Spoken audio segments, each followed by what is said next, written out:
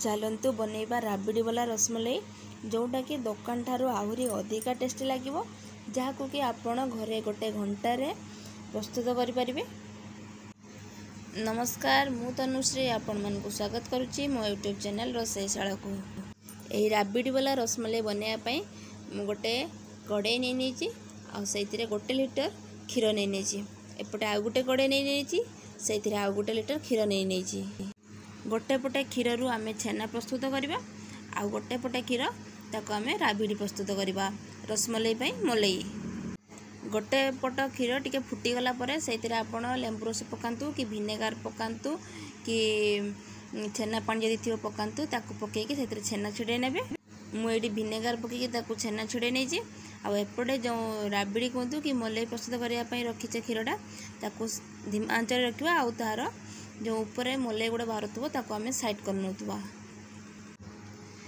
एठी जो हमरो छेना प्रस्तुत होइतिला ताको ए भली भाबरे आमे गोटे कपड़ा साहाय्य नै कि ताको बाहर करि नेबा, कारण एठी हमरो छेना रु सब पानी बाहरी जिबा दरकार जा फल रे हमकु ताको चगुडे पई सुविधा हबो। मु वीडियो रे जो भली भाबरे देखौची छेना पानी को से भली भाबरे ताको आमे बाहर करि नेबा।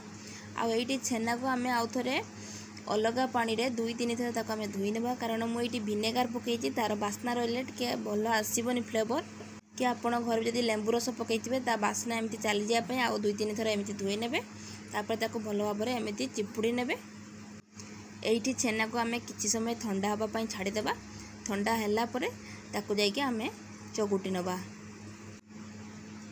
एठी 1 लिटर क्षीर रु एतिकी छेना बाहरिची जोटा कि 15टी खंडे रसगोल्ला बनिबो छोट छोट।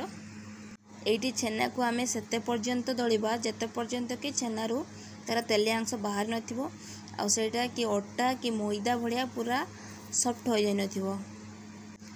आपण एठी देखि जानि परतुबे एठी हमर छेनाटी पूरा सॉफ्ट हो गलानी आ ता देहरु तेल भी छाडी गलानी। एबे दळी रखितिबा छेना रु अल्प टिके टिके छेना नै कि ताको आमे गोलाकार शेप दे देबा। एई बळी भाबरे आमे सबुतक छेना को गोल गोल करि नबा। एमिति गोल गोल करिबा पय किछि असुविधा हबो नै, जा कि बहुत आराम से होई जिवो, कारण एठी छेनाटा को आमे भलो भाबरे चगुटी नैथिले। आपनको पाखरे भी जूम करके देखौची देखंतु केवळा भाबरे आइची।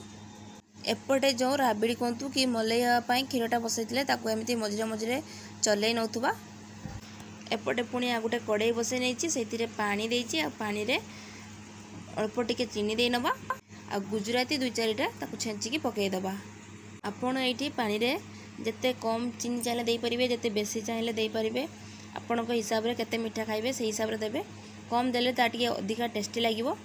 तापरे पानी फुटिला परे जो आमे छेना को गोल गोल करके रखी दिले सेतिरे पकई देकी ताको ढांकुड़ी दबा और फुटिया पय छाडी दबा। एपटे जो क्षीर को आमे बसई दिले ताको एमिति आमे चलै नौतबा मझिरे मझिरे। तापरे एठी क्षीरटा हमर मोरिके अधा हो गलानी सेतिरे मु मिल्क पाउडर नहीं नेची आ चीनी नहीं नेची आकु सब एबे आमे भलो भाबरे मिसई नबा। एठी हमर रसगोल्लार तार साइज बदली गलानी। एबे देखंतु पूरा तार छोट छोट बड़ हो जाइए ताको आमे एबे बंद कर देबा आ छाड़ देबा। एठी क्षीर रे मिल्क पाउडर एई पय नेची ता टिके मिल्क पाउडर टिके फ्लेवरटा टिके भल लागता है आ से टिके ताकि राबिड़ी वाले तार टेक्सचर आसीबो सेई पय एठी मिल्क पाउडर पकेची। आपण एठी मिल्क पाउडर को स्किप करि परिबे। आ मु एठी ड्राई फ्रूट किछि काटिकी पकई नै जे आपण माने ड्राई फ्रूट मध्ये स्किप करि परिबे। आ ड्राई फ्रूट पकेला बेले मु वीडियो ऑन करिया पे भूल जाइतिली। एठी मु रसमलाई कि राबिड़ी वाला रसमलाई एई पय कहूछु जे आपण माने ता टेक्सचर देखि जानि परथिबे पूरा राबिड़ी टाइप रो हिची देखंतु। रस भी ताको रसमलाई भी कहि परिबे, राबिड़ी वाला रसमलाई भी कहि परिबे। मिल्क पाउडर पकेवा द्वारा ही तार मलाई रो टेक्सचरटा एई भली भाबरे हे जाइची। एठी मु कोनोसी फूड कलर कि किछि भी यूज करिनी, किंतु तार कलर देखंतु चेंज होइची।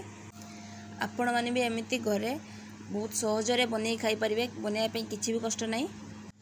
ता ऊपर टिके मु काटिकी रखितिया पिस्ता को पकई नैची। जदि वीडियोटी आपण मानको भल लागिथिबो प्लीज लाइक शेयर आ सब्सक्राइब करिया पई भूलिबेनी। एठी आपण देखिकी भी जानि परतुबे केते टेस्टी हेतिबो रसमलाई। निश्चय थरे बनै कि खांतु, बहुत अल्प समय रे बहुत सहज रे बनि जिवो।